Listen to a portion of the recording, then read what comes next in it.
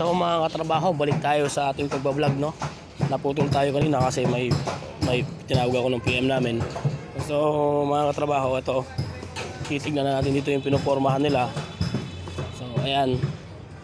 Kaya Ronald, patapos na ba yan? Patapos na? Yung ano yan? Ano yan? Tungtungan ng para sa bakit? So yan mga katrabaho, nagsiset up na siya ng tungtungan. Kasi bakit yung pagbubuhos mamaya. So ito yan yung column. Yan, ito naman si Ronald nagsiset up. Bali ayun yung dalawang steelman, no? Naglalagay ng mga anilyo. Puntahan natin yung barracks mga katrabaho kung mga pinaggagawa nitong mga to. So, andito tayo sa warehouse ngayon. Ano bang ginagawa nyo?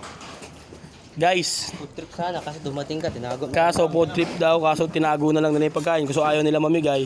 In short, ayaw nila mamigay. So, wala tayong magagawa, no? Ito ba yan? Ang haba mo na sinabi mo. Ito na yung mainit ang ulong foreman kanina sa unang vlog natin, oh. Sabi mo, short na. Tapos, short ba yun na sinabi mo na? Ay, Mga nasa ikaw, sir. kamusta? Seryoso po yung ating budigero, no? Then, dito naman tayo. Pre, nagre-release ka yata. Okay. Matapos na rin pala yung CR, oh, mga katrabaho, no? Ayan, no? Bali, septic tank daw, sabi ni Foreman. Sorry, mali. Hindi pa yan, CR, 60 tank pa yan. Tayo, ano pang kulang dito? Kulang pa lang tapos. Kulang pa daw ng salitang tinapos para tapos na. Oh. So, ito yung ano, para sa tubo? Additional poste yan. Poste, additional. So, ito mga katrabaho, no? Medyo madilim lang, no? Pasensya na kayo kasi pag nagbablog tayo, wala tayong bagong cellphone. Kaya, mag-subscribe na kayo. Then, pindutin nyo yung notification button, bell para makabili tayo ng bagong cellphone pang vlog natin, no?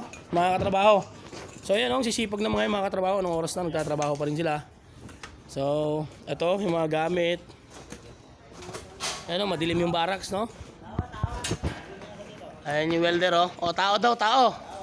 So, yun lang muna sa ngayon, no, mga katrabaho. Mag-ingat kayo maghapon.